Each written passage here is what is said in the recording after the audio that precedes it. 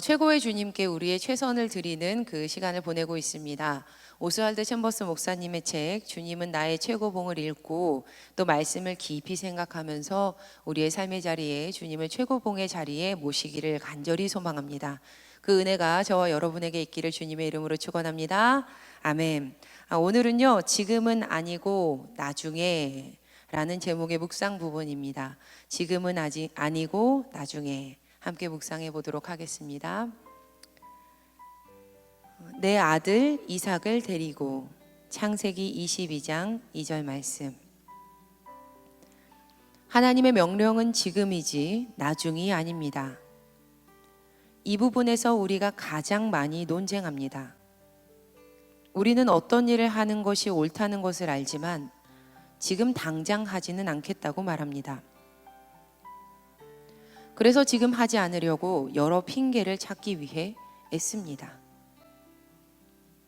하나님께서 보여주시는 정상에 오르는 것은 나중에 할 수 있는 일이 아닙니다. 지금 당장 해야 합니다. 희생은 현실 속에서 드려지기 전에 나의 의지 안에서 먼저 드려져야 합니다. 아브라함이 아침에 일찍이 일어나 떠나 하나님이 자기에게 일러주신 곳으로 가더니 아브라함의 이 놀라운 단순함, 하나님이 말씀하셨을 때 그는 가족과 상의하지 않았습니다. 가족과 의논하고 싶어 할 때 주의하십시오. 가족은 당신의 동정심이나 통찰력 등 하나님과의 인격적 관계에 바탕을 두지 않는 것을 말할 수 있습니다. 이러한 것들은 우리가 하나님께 순종하는데 하나님의 경쟁 상대가 되거나 방해가 됩니다. 아브라함이 희생을 선택한 것이 아닙니다. 하나님이 희생을 요구하셨습니다. 하나님을 위해 스스로 선택한 희생 제사를 언제나 경계하십시오. 나의 희생은 질병이 될 수 있습니다. 만일 하나님께서 달콤한 잔을 주시면 은혜로 마시고 쓴 잔을 주시면 주님과 함께 마시기 바랍니다. 만일 하나님께서 주의 섭리 가운데 어려운 시간을 허락하시면 받아들이고 견디십시오. 절대로 스스로 순교하는 장면을 연출하지 마십시오. 하나님께서는 아브라함에게 가혹한 시련을 선택하셨으며 아브라함은 아무런 항변을 하지 않았습니다. 그는 인내하며 지나갔습니다. 만일 당신이 주님과 동행하는 삶을 살지 않으면 하나님을 향해 섣부른 판단을 하기 쉽습니다. 하나님을 판단하기 전에 그 시련을 다 통과하십시오. 그 시련 가운데서 당신은 하나님을 더 잘 알 수 있는 방법을 배우게 될 것입니다. 하나님께서는 사람의 목적이 그분의 목적과 하나가 될 때까지 최상의 목적을 위해 일하십니다. 그럼 이제 마지막으로 잠시 생각해 보실 질문을 한 가지 드리겠습니다. 하나님께서 지금 나에게 요구하시는 희생의 순종은 무엇입니까? 그리고 나는 지금 하나님께 순종하며 따르고 있습니까? 잠시 묵상하며 이 질문에 스스로 대답해 보시도록 하겠습니다.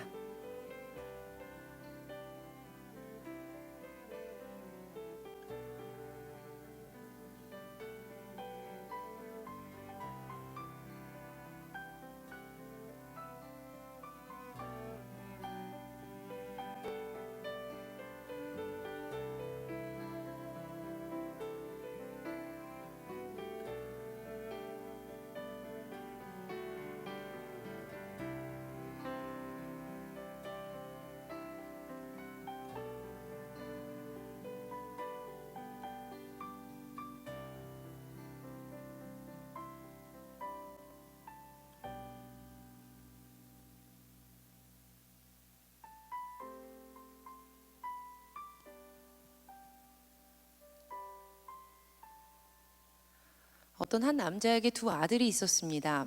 하루는 이 아버지가 맏아들에게 가서 이렇게 말을 합니다.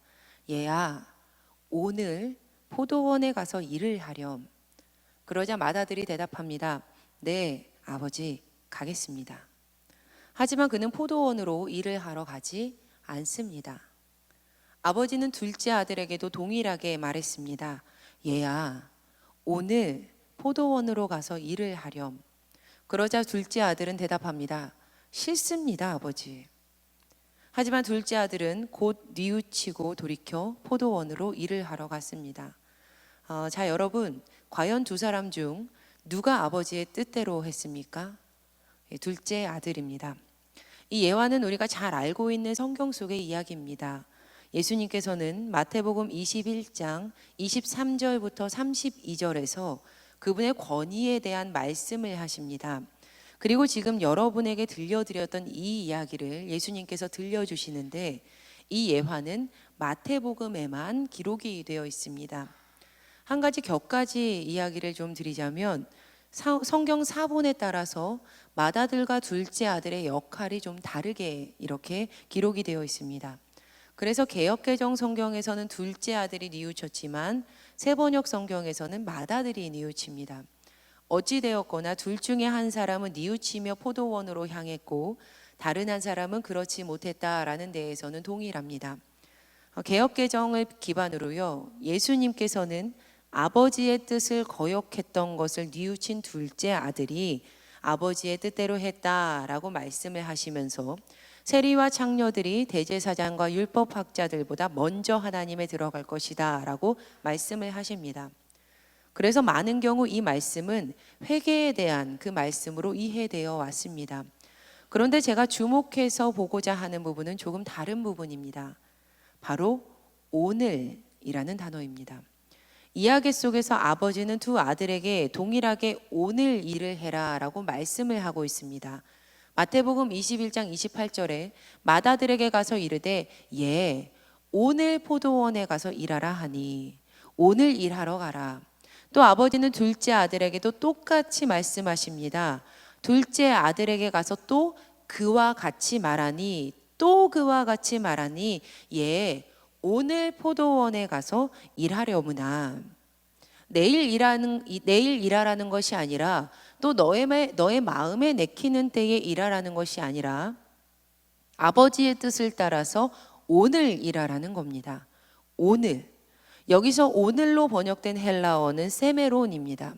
세메론은 마태복음 6장 11절에 우리가 암송하는 주기도문의 부분 중에 오늘 우리에게 일용할 양식을 주옵시고에서 사용한 오늘과 같은 그 단어입니다. 세메론의 뜻은 일반적으로 지금이라는 의미입니다. 그러니까 오늘은 바로 지금입니다. 한 부자가 그 밭에 풍성한 소출을 거두면서 심중에 몰래 생각합니다. 아, 내가 곡식을 쌓아둘 곳이 없으니 어찌할까? 아, 이렇게 하면 되겠구나. 내가 가지고 있는 그 곡간을 헐고 더 크게 지어서 이 모든 곡식과 모든 물건을 다 거기 쌓아두면 되겠구나. 또 그는 자기 자신의 영혼에게 이렇게 이야기합니다. 내 영혼아, 여러 해 쓸 것을 많이 쌓아두었으니 평안히 쉬고 먹고 마시고 즐거워하자. 그러자 하나님께서 그에게 이렇게 말씀을 하십니다. 하나님은 이르시되 어리석은 자여, 오늘 밤에 내 영혼을 도로 찾으리니 그러면 내 준비한 것이 누구의 것이 되겠느냐 하였으니. 우리가 잊고 사는 것 중에 하나가 우리에게 허락된 시간은 어제도 아니고 내일도 아닌 바로 지금, 오늘이라는 점입니다. 우리는 지금만 살 수 있습니다. 왜냐하면 우리 사람은 유한한 존재이기 때문입니다. 우리가 지난주에 함께 나누었던 말씀의 본문이었던 전도서 3장 11절의 말씀을 세 번역으로 보게 되면 하나님은 모든 것이 제때에 알맞게 일어나도록 만드셨는데 더욱이 하나님은 사람에게 과거와 미래를 생각하는 감각을 주셨다라고 합니다.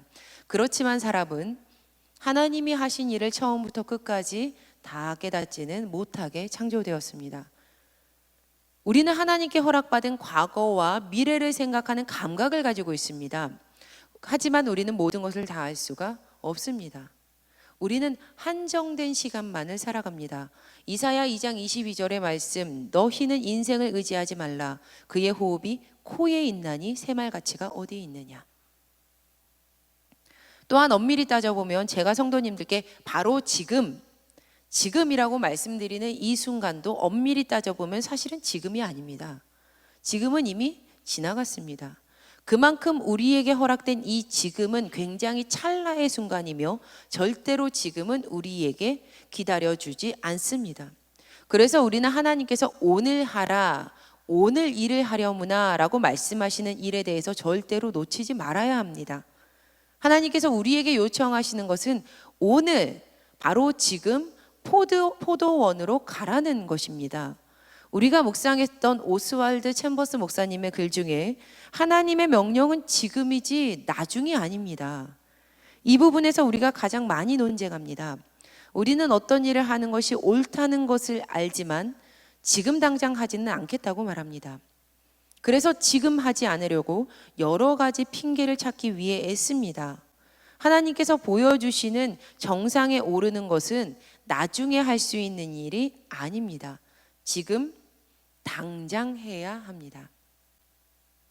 그런데 이 마태복음 21장에 등장했던 두 아들은 모두 오늘, 지금 그들이 들어가야 하는 포도원이 싫었습니다.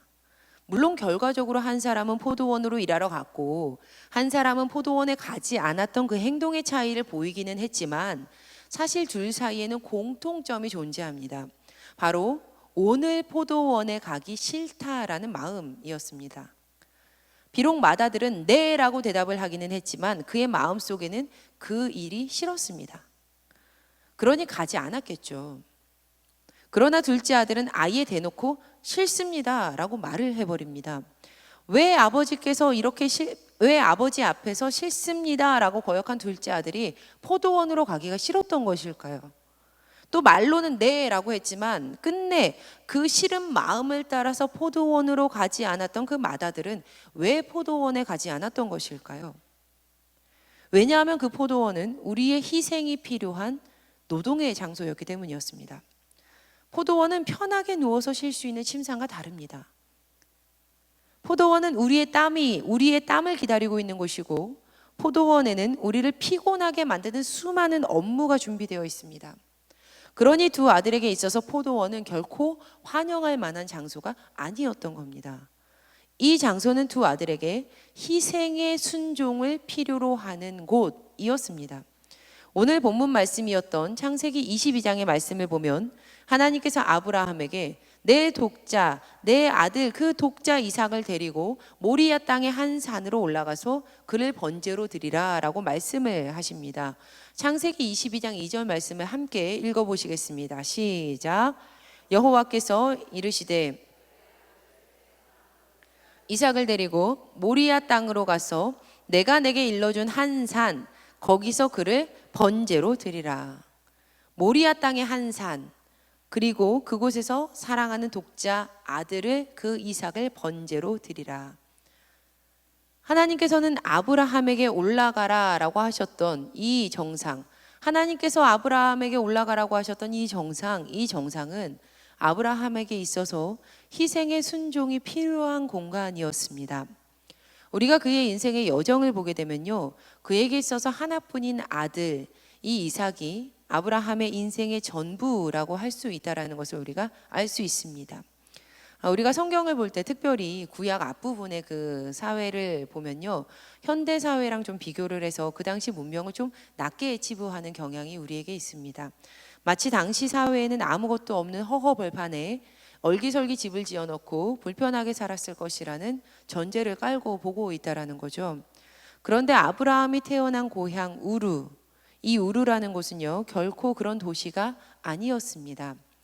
생명의 말씀교회 담임인 브라이언 잔드 목사님이 그의 책 인생 최악의 날에 꼭 해야 할 10가지에서 아브라함이 살았던 도시에 대해서 이렇게 연구해서 말하고 있습니다. 아브라함은 원래 국제적인 도시 우르에서 수메르 문화권 속에 살았다. 수메르인들은 가장 먼저 진보한 문명을 수립했다. 문자 언어와 고급 수학을 최초로 이용한 사람들이 이들이었다. 특히 우르는 문화와 교양이 넘치는 도시였다. 우르는 고대에서 가장 큰 도서관, 발전된 하수시설을 갖추었을 뿐 아니라 의학과 수학도 매우 발달했다. 이처럼 아브라함의 고향이었던 우르는 살기 좋은 도시였습니다. 살기에 아주 좋은 동네였던 것이죠. 그런데 아브라함의 가족의 고향이 아브라함 가족이 고향을 떠나서 이사를 가게 됩니다. 바로 하란이라는 동네로 이사를 갑니다. 아버지 데라와 온 가족이 함께 고향을 떠나서 이사했던 이 하란이라는 곳도요, 상당히 부유한 도시였는데 그곳은 아브라함의 고향 우르보다도 훨씬 더 부유했던 도시입니다. 특별히 하란은 주변 지역의 교차로 지점 가운데 있었기 때문에 무역이 성행했고요. 그로 인해서 많은 돈이 유입되었던 곳이었습니다. 여러분, 동네가 잘 살면 혜택 보는 것이 좀 많지 않습니까? 아브라함이 그런 동네에 살았던 거예요.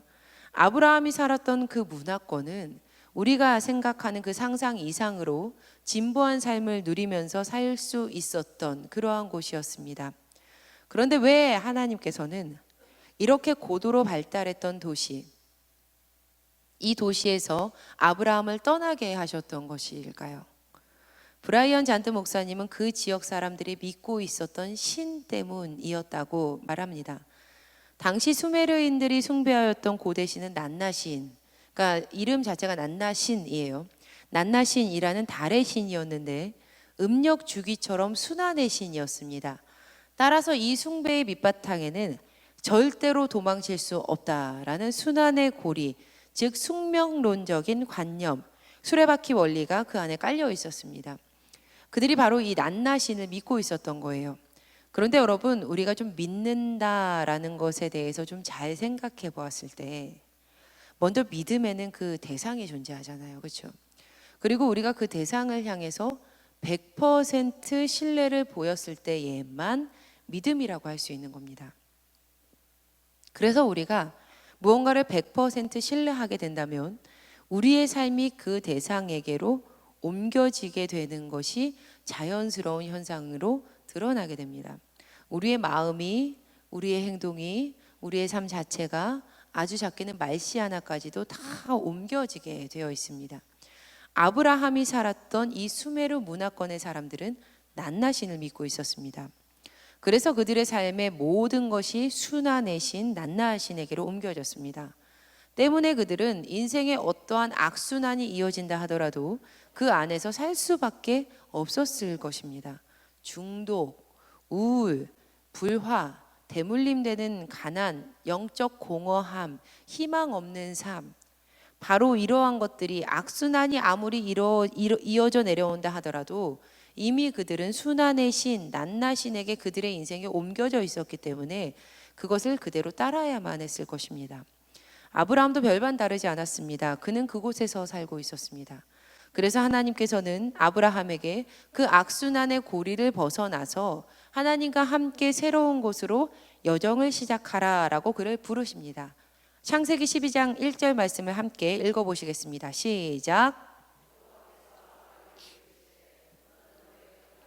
친척과 아버지의 집을 떠나 내가 내게 보여줄 땅으로 가라. 아브라함의 믿음의 대상이 바뀌는 결정적인 말씀이 바로 이 말씀입니다. 이제 아브라함이 하나님의 말씀을 따라서 그 땅을 떠나갑니다. 그리고 그의 인생이 하나님께로 옮겨졌습니다. 그리고 아브라함이 하나님께로 옮겨지게 되었을 때 그의 인생의 악순환의 고리가 끊어집니다. 당시 그를 올가매고 있었던 가장 큰 고리는 아브라함이 자녀가 없는 사람이었다는 점이었습니다. 많은 것이 자유로워졌고 개방된 현대에도 원하지만 자녀가 없으면 참 마음이 아픈데 수천 년 전 고대 사회에서 자녀가 없다라는 것은 속상함을 뛰어넘어 저 사람은 저주를 받았을 수도 있겠다라는 저주받은 그러한 사람이 될 수도 있었습니다. 창세기 11장 30절의 말씀을 보면요, 사라가 임신하지 못하는 여인이었다라고 증언이 되어 있습니다. 공동 번역으로 보면요, 사례는 잉태하지 못하는 몸이었으므로 자녀가 없었다라고 성경은 증언을 합니다. 이것이 낫나신 안에서 살았을 때에는 아브라함의 인생에 사라를 통해서 그 자녀라는 것 자체가 인생 가운데 태어날 수 없는 것, 사라를 통한 자녀 자체는 없을 것이다. 그의 인생은 그렇다라는 뜻이었을 겁니다. 그러나 그의 믿음의 대상이 하나님으로 바뀌었을 때 그의 인생이 달라집니다. 하나님께서 잉태를 할 수 없는 몸인 사라를 그 아내를 둔 아브라함에게 하신 말씀입니다. 창세기 12장 2절 말씀에 내가 너로 큰 민족을 이루고 내게 복을 주어 내 이름을 창대하게 하리니 너는 복이 될지라. 큰 민족을 이룬다.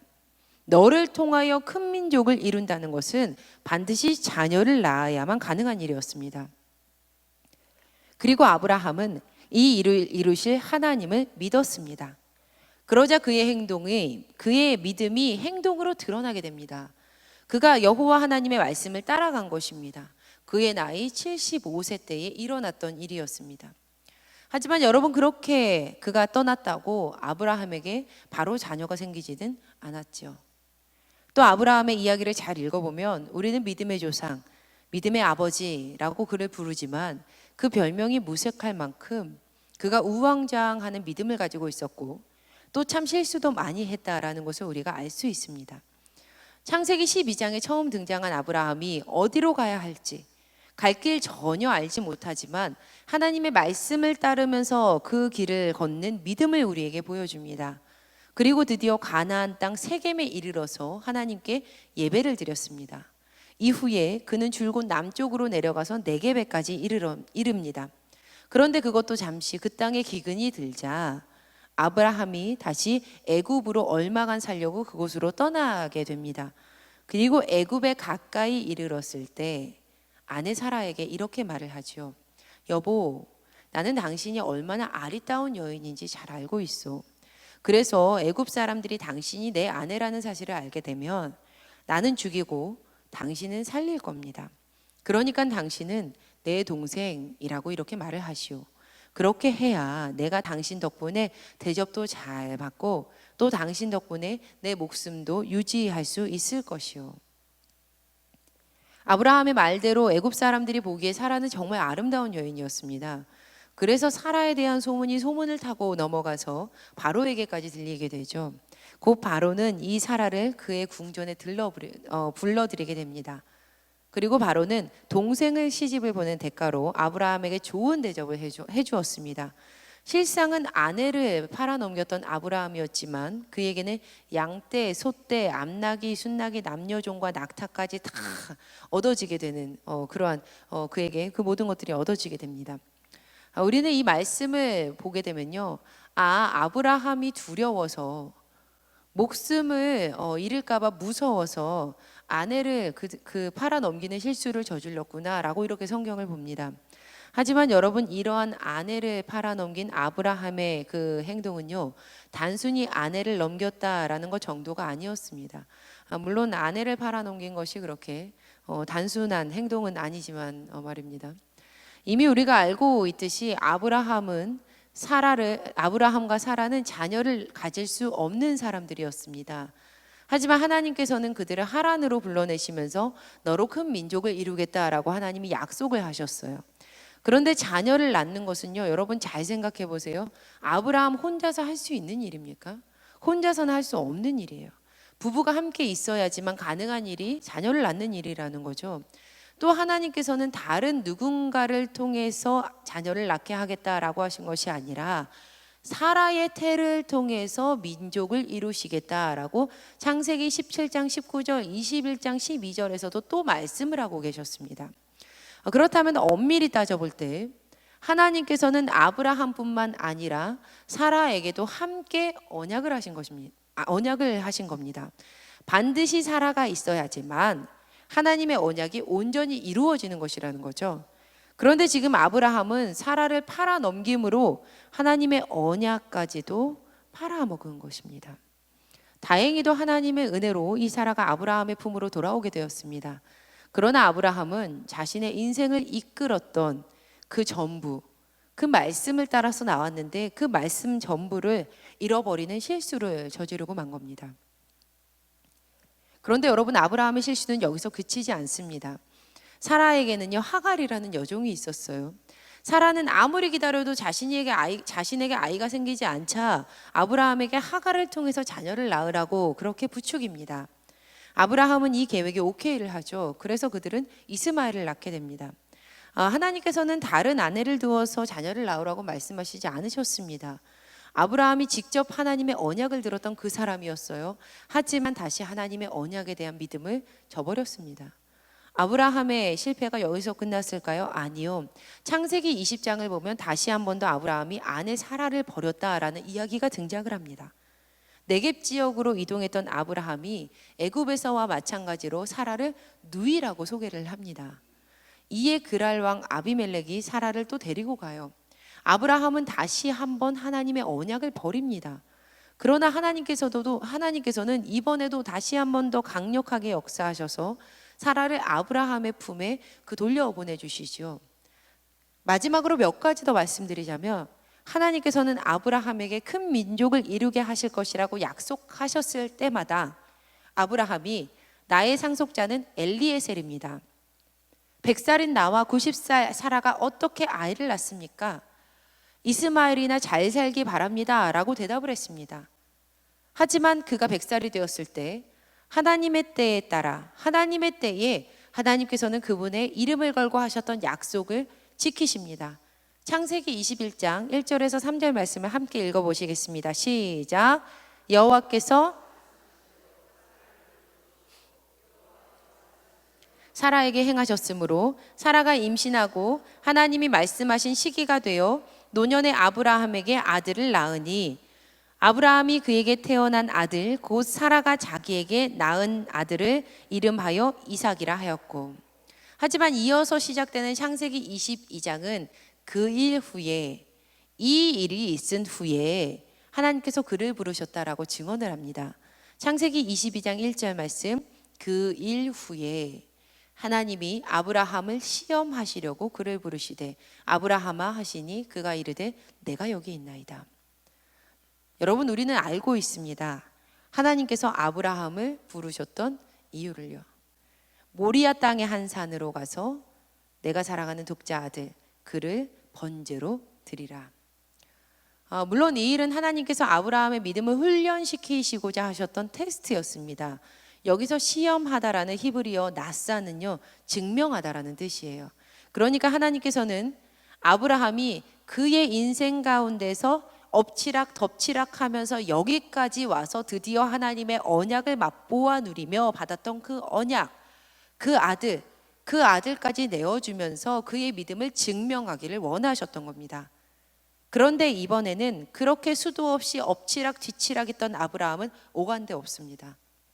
아브라함이 아침에 일찍이 일어나 떠나 하나님이 자기에게 일러주신 곳으로 가더니 아브라함의 이 놀라운 단순함. 아브라함은 아침에 일찍 일어나 그곳으로 갑니다. 오늘 본문 말씀이었습니다. 창세기 22장 3절 말씀입니다. 함께 읽어보시겠습니다. 시작.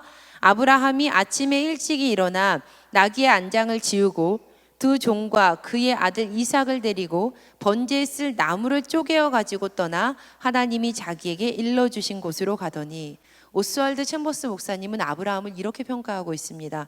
하나님께서는 아브라함에게 가혹한 시련을 선택하셨으며 아브라함은 아무런 항변을 하지 않았습니다. 그는 인내하며 지나갔습니다. 솔직히 우리는 하나님께서 우리의 인생의 어두운 시간을 수용하실 때 그 시간을 부정하곤 합니다. 사실 우리는 희생의 순종이 참 싫습니다. 그래서 유한한 머리로 섣부르게 판단을 하면서 그 상황 속에서 지금 도망하려고 합니다. 마치 맏아들이 아버지께 네라고 대답은 했지만 결과적으로 포기하고 포도원으로 가지 않고 도망했던 것처럼, 과거 아브라함이 시시때때로 살궁리를 찾기 위해서 도망했던 것처럼. 하지만 여러분, 만일 당신이 주님과 동행하는 삶을 살지 않으면 하나님을 향해 섣부른 판단을 하기 쉽습니다. 하나님을 판단하기 전에 그 시련을 다 통과하십시오.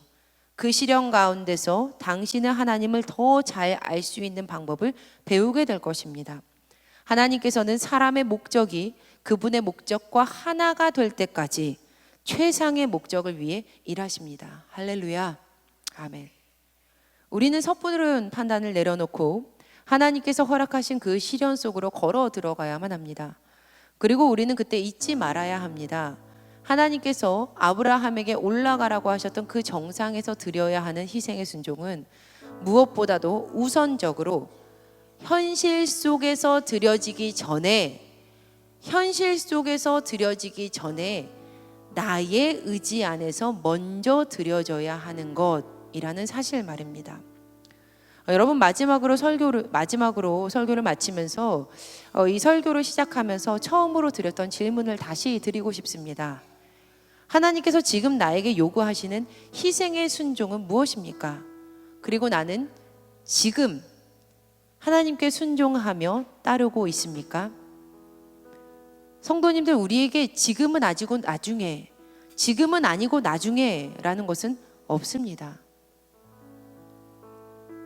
바로 오늘 주님을 우리의 삶의 최고봉으로 모시고 바로 지금 하나님께서 우리에게 요구하시는 희생의 순종을 따르는 저와 여러분이 되기를 주님의 이름으로 간절히 축원합니다. 함께 찬양하시고 기도하실 때, 하나님, 지금은 아니고 나중에라는 것은 저에게 없습니다. 지금 저에게 요구하시는 이 희생의 순종, 지금 따르겠습니다. 아브라함 같이 따르겠습니다 라고 결단하시는 시간 되시기를 간절히 축원합니다.